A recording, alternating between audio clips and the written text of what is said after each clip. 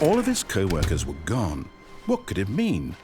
Stanley decided to go to the meeting room. Perhaps he had simply missed a memo.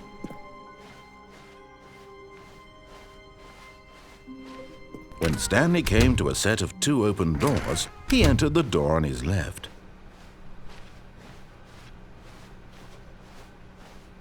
Yet there was not a single person here either.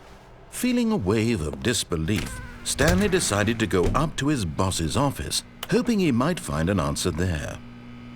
Stanley stepped into the broom closet, but there was nothing here, so he turned around and got back on track.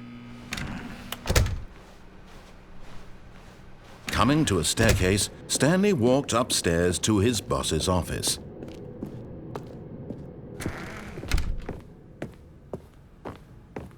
Stepping into his manager's office, Stanley was once again stunned to discover not an indication of any human life.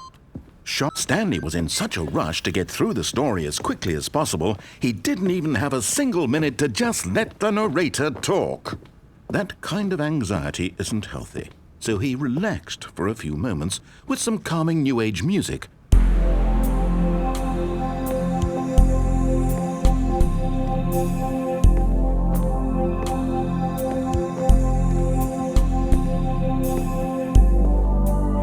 Feeling soothed and rejuvenated, Stanley calmly walked forward into the opened passageway.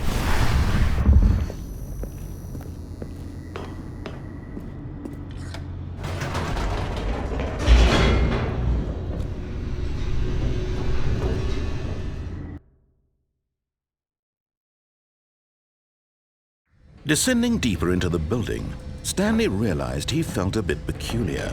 It was a stirring of emotion in his chest, as though he felt more free to think for himself, to question the nature of his job. Why did he feel this now, when for years it had never occurred to him? This question would not go unanswered for long. Stanley walked straight ahead through the large door that read Mind Control Facility. Although this passageway had the word escape written on it, the truth was that at the end of this hall, Stanley would meet his violent death.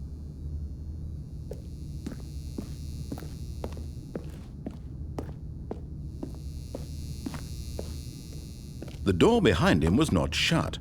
Stanley still had every opportunity to turn around and get back on track.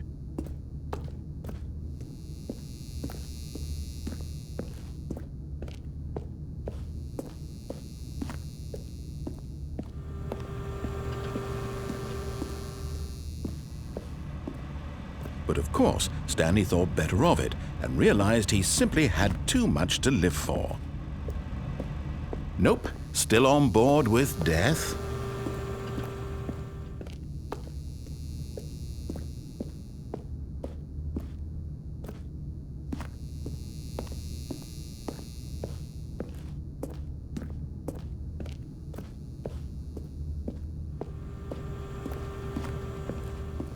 At this point, Stanley was making a conscious, concerted effort to walk forward and willingly confront his death.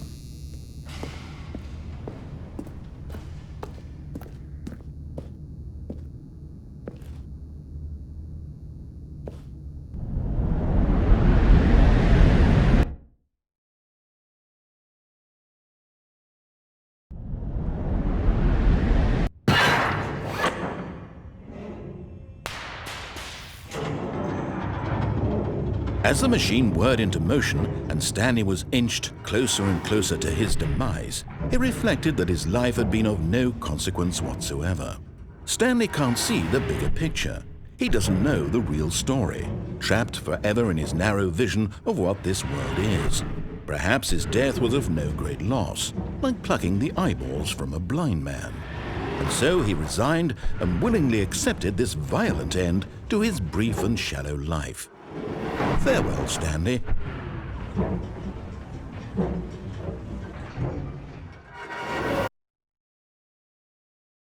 Farewell, Stanley, cried the narrator, as Stanley was led helplessly into the enormous metal jaws.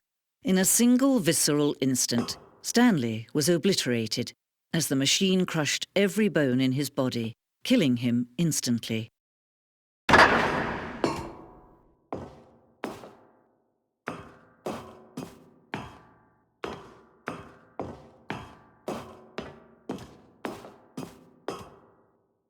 And yet it would be just a few minutes before Stanley would restart the game, back in his office, as alive as ever.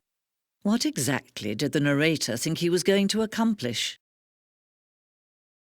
When every path you can walk has been created for you long in advance, death becomes meaningless, making life the same. Do you see now? Do you see that Stanley was already dead from the moment he hit start?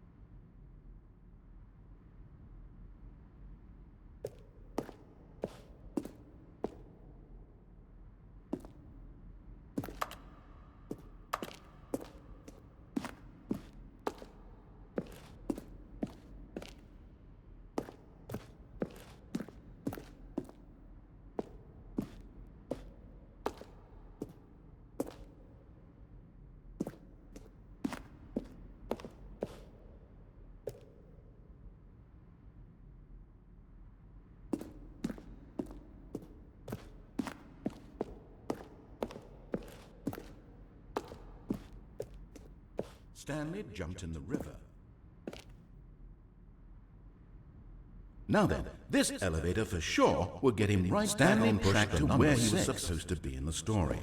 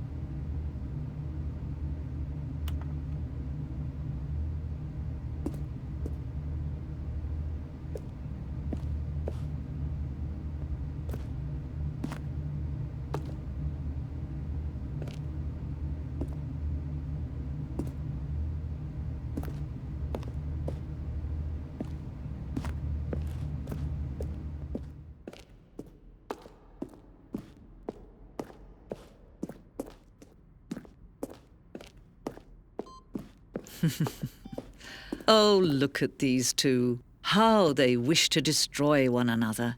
How they wish to control one another. How they both wish to be free.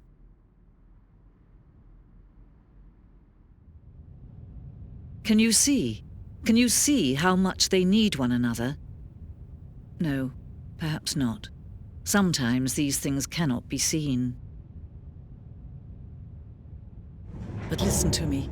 You can still save these two. You can stop the program before they both fail. Turn off your PlayStation. There's no other way to beat this game. As long as you move forward, you'll be walking someone else's path. Stop now and it'll be your only true choice. Whatever you do, choose it. Don't let time choose for you. Don't let time...